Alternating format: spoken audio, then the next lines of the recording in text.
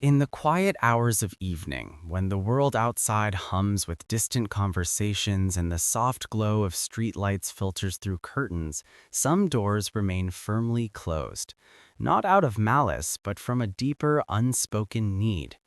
Imagine a home as a sanctuary, a fragile bubble where the chaos of life pauses and every corner holds a whisper of personal peace. For those who dread the knock at the door, hosting visitors isn't just an inconvenience, it's an invasion of the soul's private garden. This reluctance blooms from a universal truth: the human heart craves boundaries to protect its vulnerabilities. In a society that prizes openness and endless connection, these individuals stand as quiet guardians of their inner worlds, where solitude isn't loneliness, but a gentle embrace. Their homes become no-entry zones, not to reject others, but to honor the self. It's a subtle dance between connection and self-preservation, one that echoes in the hearts of many, revealing how deeply we all yearn for spaces untouched by the gaze of the world. Recognition dawns softly, like the first light filtering through a drawn blind. It begins with that familiar tighten in the chest when the phone buzzes with an invitation to host. You feel it, the subtle shift from calm to unease, as if the air in the room thickens. This isn't mere preference, it's an emotional beginning, a signal from the psyche that boundaries are sacred. People who guard their homes recognize this pull instinctively, their aversion rooted in a need for emotional safety. They sense the vulnerability in opening doors where personal rituals and unspoken thoughts might be exposed. In this space, the home transforms into a mirror of the inner self, reflecting fragilities others might not see. Yet this recognition brings no shame, only a quiet acknowledgement of human limits.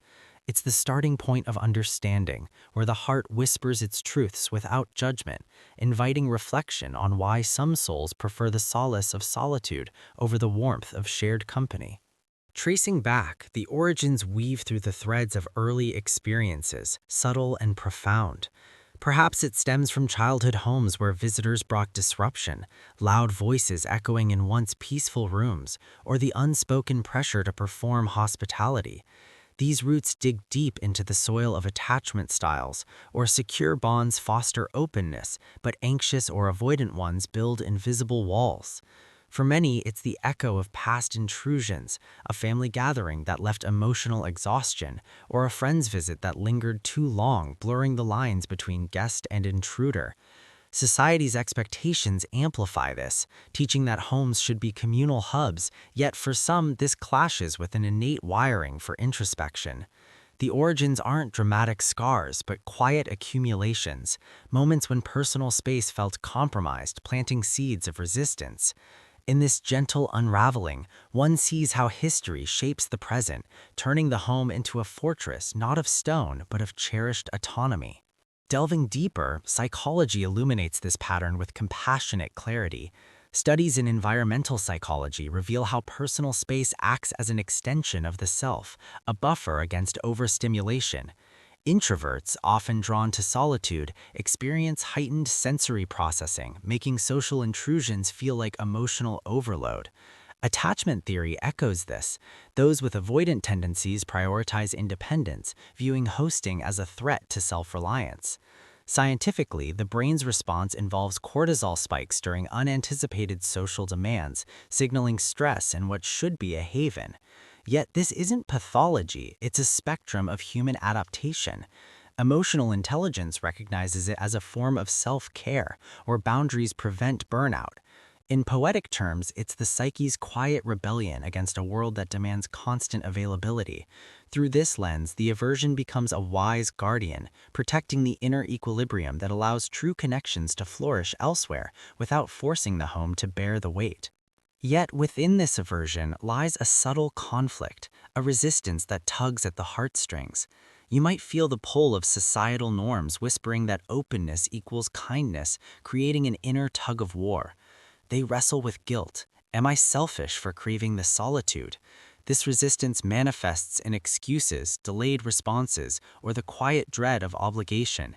Psychologically, it's cognitive dissonance, the clash between personal needs and external expectations. Emotions swirl, resentment towards insistent visitors mingled with a longing for effortless bonds. Resistance builds walls higher, yet cracks appear in moments of loneliness, questioning if isolation is truly peace. It's a human dance of vulnerability, where the fear of judgment collides with the desire for understanding. In this inner storm, empathy emerges, recognizing that this conflict isn't weakness, but a testament to the complexity of the soul, navigating the delicate balance between self and others. Then comes the quiet realization, a shift like dawn breaking over a still horizon. It unfolds gently, without force, a moment of clarity where the aversion is seen not as flaw, but as insight. You understand that the home's no-entry zone honors your essence, a space where energy replenishes without apology. This shift whispers that boundaries aren't barriers to love, but invitations to deeper authenticity. They begin to notice patterns, how enforced hosting drains the spirit, while chosen solitude restores it. Emotionally, it's a softening, releasing the grip of guilt and embracing the truth that human connections thrive in varied forms. The realization blooms in small epiphanies. Perhaps declining an invitation brings unexpected peace, or communicating needs fosters mutual respect. In this subtle transformation, the psyche integrates its layers, turning resistance into wisdom and the home into a symbol of self-compassion. Finally, healing weaves through like a gentle thread, integrating the fragments into wholeness. It's not about change, but acceptance, a poetic closure where the aversion finds its place in the tapestry of being. They carry this understanding forward, allowing the home to remain a sanctuary while exploring connections on their terms. Emotionally, it's a quiet integration, recognizing that everyone harbors such zones, invisible yet vital. Healing arrives in empathy's embrace, for self and others, dissolving isolation into shared humanity. In poetic reflection, the home stands as a metaphor for the soul's garden, guarded not from fear, but from love of its blooms. This closure brings no grand resolution, only a deeper peace, where the no-entry sign becomes a gentle affirmation of worth. And in this, the heart finds its rhythm, beating softly in the quiet spaces we all hold dear.